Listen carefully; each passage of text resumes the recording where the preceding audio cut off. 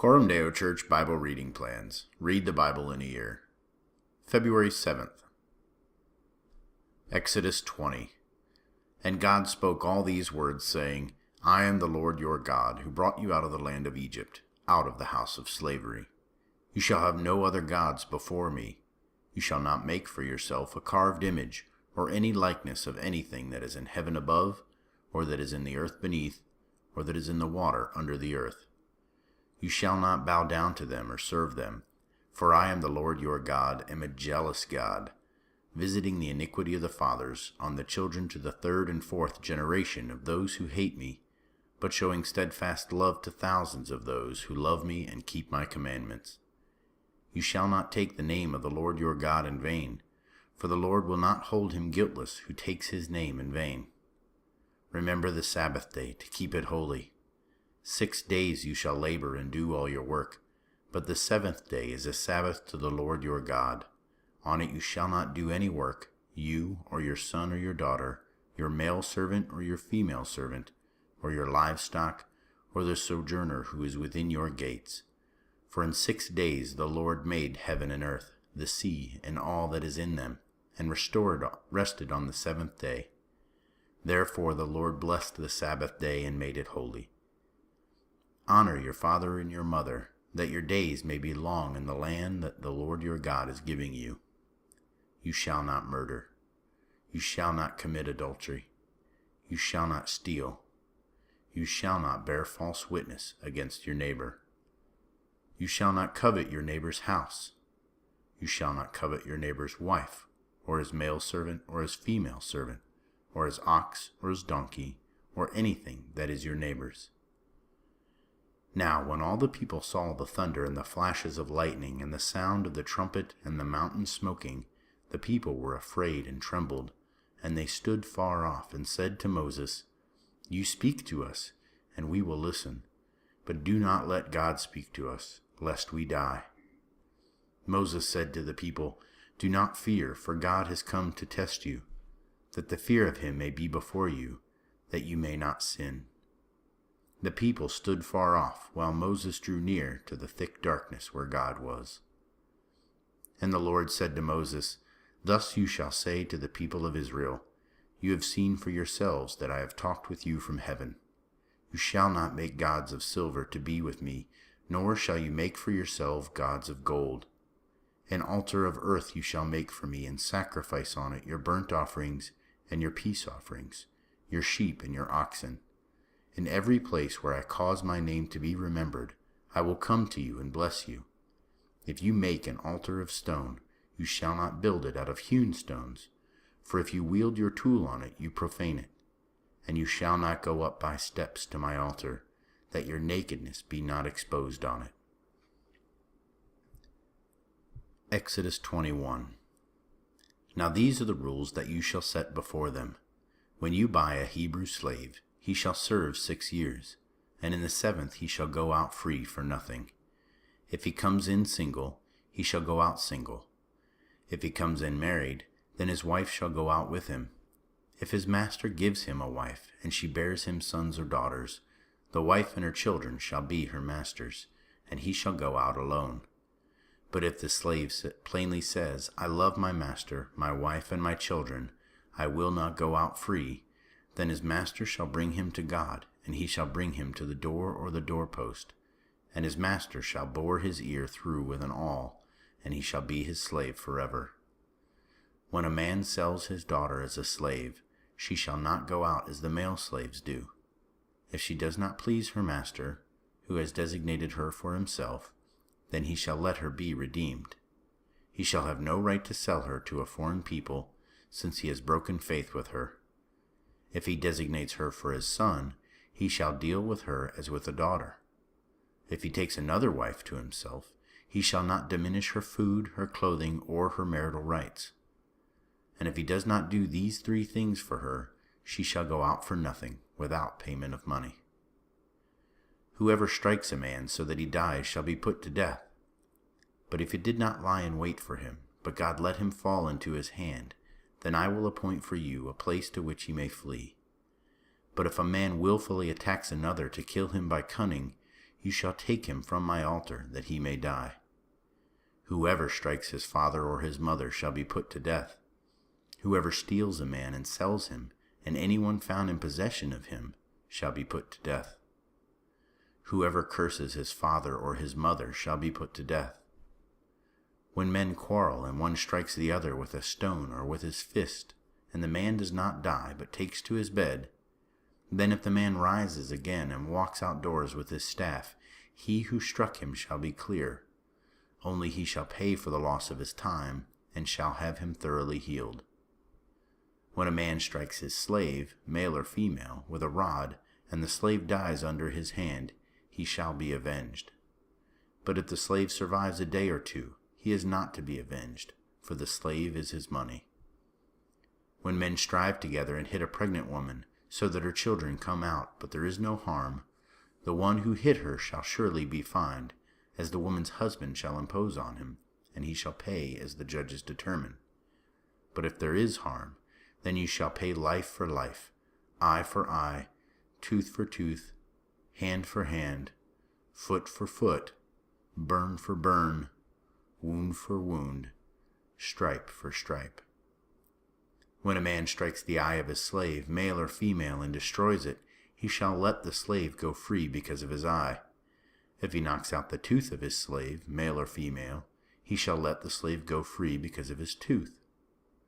When an ox gores a man or a woman to death, the ox shall be stoned, and its flesh shall not be eaten, but the owner of the ox shall not be liable.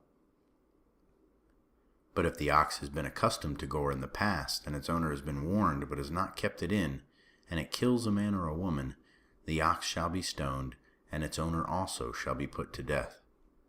If a ransom is imposed on him, then he shall give for the redemption of his life whatever is imposed on him. If it gores a man's son or daughter, he shall be dealt with according to this same rule. If the ox gores a slave, male or female, the owner shall give to their master 30 shekels of silver, and the ox shall be stoned. When a man opens a pit, or when a man digs a pit and does not cover it, and an ox or a donkey falls into it, the owner of the pit shall make restoration. He shall give money to its owner, and the dead beast shall be his. When one man's ox butts another's so that it dies, then they shall sell the live ox and share its price, and the dead beast also they shall share. Or if it is known that the ox has been accustomed to gore in the past, and its owner has not kept it in, he shall repay ox for ox, and the dead beast shall be his. Psalm 35. Great is the Lord, of David. Contend, O Lord, with those who contend with me.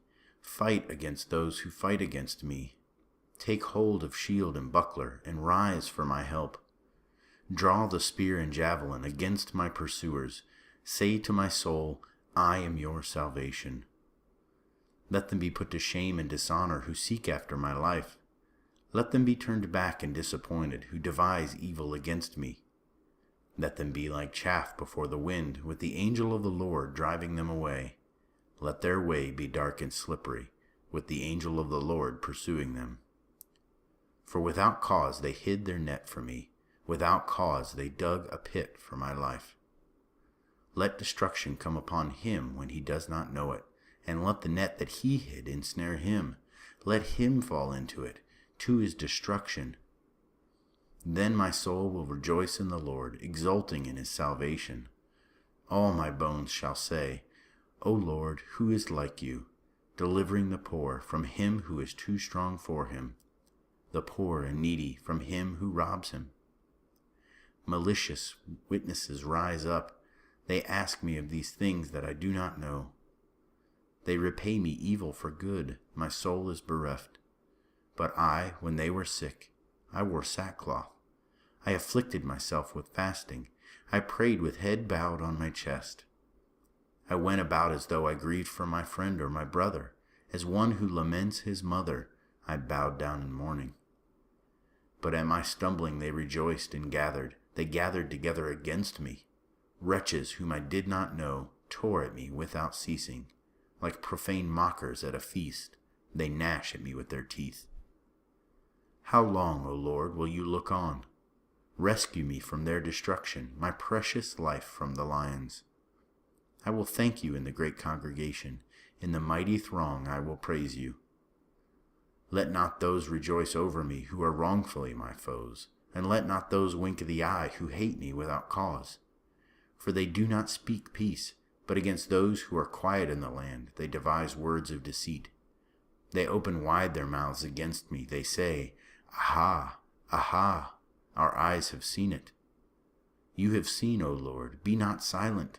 O Lord, be not far from me.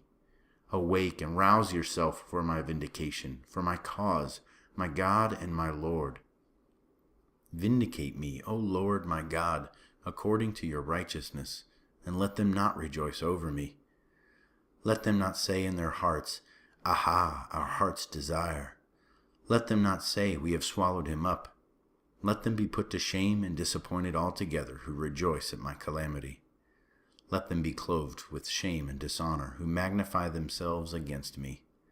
Let those who delight in my righteousness shout for joy and be glad, and say evermore, Great is the Lord, who delights in the welfare of his servant. Then my tongue shall tell of your righteousness, and of your praise all the day long. Mark 14. It was now 2 days before the Passover and the feast of the unleavened bread, and the chief priests and the scribes were seeking how to arrest him by stealth and kill him, for they said, Not during the feast, lest there be an uproar from the people. And while he was at Bethany in the house of Simon the leper, as he was reclining at table, a woman came with an alabaster flask of ointment of pure nard, very costly, and she broke the flask and poured it over his head. There were some who said to themselves indignantly, Why was the ointment wasted like that? For this ointment could have been sold for more than 300 denarii and given to the poor. And they scolded her. But Jesus said, Leave her alone. Why do you trouble her? She has done a beautiful thing to me. For you always have the poor with you, and whenever you want you can do good for them. But you will not always have me. She has done what she could. She has anointed my body beforehand for burial. And truly I say to you, wherever the gospel is proclaimed in the whole world, what she has done will be told in memory of her. Then Judas Iscariot, who was one of the 12, went to the chief priests in order to betray him to them. And when they heard it, they were glad and promised to give him money, and he sought an opportunity to betray him. And on the first day of unleavened bread, when they sacrificed the Passover lamb, his disciples said to him, Where will you have us go and prepare for you to eat the Passover? And he sent 2 of his disciples and said to them, Go into the city, and a man carrying a jar of water will meet you. Follow him, and wherever he enters, say to the master of the house, The teacher says, Where is my guest room, where I may eat the Passover with my disciples? And he will show you a large upper room, furnished and ready. There prepare for us. And the disciples set out and went to the city and found it just as he had told them, and they prepared the Passover. And when it was evening, he came with the 12, and as they were reclining at table and eating, Jesus said, Truly I say to you, one of you will betray me, one who is eating with me. They began to be sorrowful and to say to him one after another, Is it I? He said to them, It is one of the 12, one who is dipping bread into the dish with me. For the Son of Man goes as it is written of him, but woe to that man by whom the Son of Man is betrayed. It would have been better for that man if he had not been born.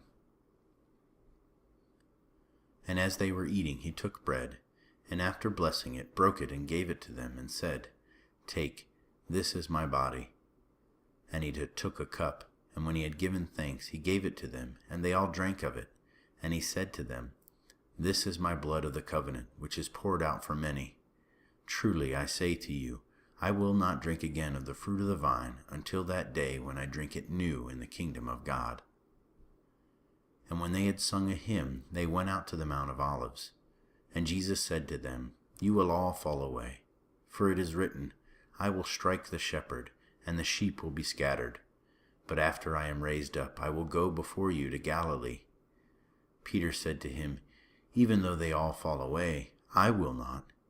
And Jesus said to him, Truly I tell you, this very night, before the rooster crows twice, you will deny me 3 times.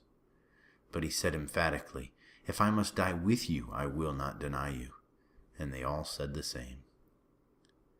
And they went to a place called Gethsemane, and he said to his disciples, Sit here while I pray. And he took with him Peter and James and John, and began to be greatly distressed and troubled. And he said to them, My soul is very sorrowful, even to death. Remain here and watch. And going a little farther, he fell on the ground and prayed that if it were possible, the hour might pass from him. And he said, Abba, Father, all things are possible for you. Remove this cup from me. Yet not what I will, but what you will. And he came and found them sleeping. And he said to Peter, Simon, are you asleep? Could you not watch 1 hour? Watch and pray that you may not enter into temptation. The spirit indeed is willing, but the flesh is weak. And again he went away and prayed, saying the same words. And again he came and found them sleeping, for their eyes were very heavy, and they did not know what to answer him. And he came the 3rd time and said to them, Are you still sleeping and taking your rest? It is enough, the hour has come. The Son of Man is betrayed into the hands of sinners. Rise, let us be going. See, my betrayer is at hand. And immediately, while he was still speaking, Judas came, one of the 12, and with him a crowd with swords and clubs, from the chief priests and the scribes and the elders. Now the betrayer had given them a sign, saying, The one I will kiss is the man. Seize him and lead him away under guard. And when he came, he went up to him at once and said, Rabbi, and he kissed him. And they laid hands on him and seized him. But one of those who stood by drew his sword and struck the servant of the high priest and cut off his ear. And Jesus said to them, Have you come out as against a robber, with swords and clubs to capture me? Day after day I was with you in the temple teaching, and you did not seize me. But let the scriptures be fulfilled. And they all left him and fled. And a young man followed him, with nothing but a linen cloth about his body, and they seized him, but he left the linen cloth and ran away naked. And they led Jesus to the high priest, and all the chief priests and the elders and the scribes came together, and Peter had followed him at a distance right into the courtyard of the high priest. And he was sitting with the guards and warming himself at the fire. Now the chief priests and the whole council were seeking testimony against Jesus to put him to death, but they found none. For many bore false witness against him, but their testimony did not agree. And some stood up and bore false witness against him, saying, We heard him say, I will destroy this temple that is made with hands, and in 3 days I will build another, not made with hands. Yet even about this their testimony did not agree. And their high priest stood up in the midst and asked Jesus, Have you no answer to make? What is it that these men testify against you? But he remained silent and made no answer. Again the high priest asked him, Are you the Christ, the Son of the Blessed? And Jesus said, I am, and you will see the Son of Man seated at the right hand of power, and coming with the clouds of heaven. And the high priest tore his garments and said, What further witnesses do we need? You have heard his blasphemy. What is your decision? And they all condemned him as deserving death. And some began to spit on him, and to cover his face and to strike him, saying to him, Prophesy! And the guards received him with blows. And as Peter was below in the courtyard, one of the servant girls of the high priest came, and seeing Peter warming himself, she looked at him and said, You also were with the Nazarene Jesus. But he denied it, saying, I neither know nor understand what you mean. And he went out into the gateway, and the rooster crowed. And the servant girl saw him, and began again to say to the bystander, This man is one of them. But again he denied it. And after a little while the bystanders again said to Peter, Certainly you are one of them, for you are a Galilean. But he began to invoke a curse on himself and to swear, I do not know this man of whom you speak. And immediately the rooster crowed a 2nd time. And Peter remembered how Jesus had said to him, Before the rooster crows twice, you will deny me 3 times. And he broke down and wept. This is the word of the Lord.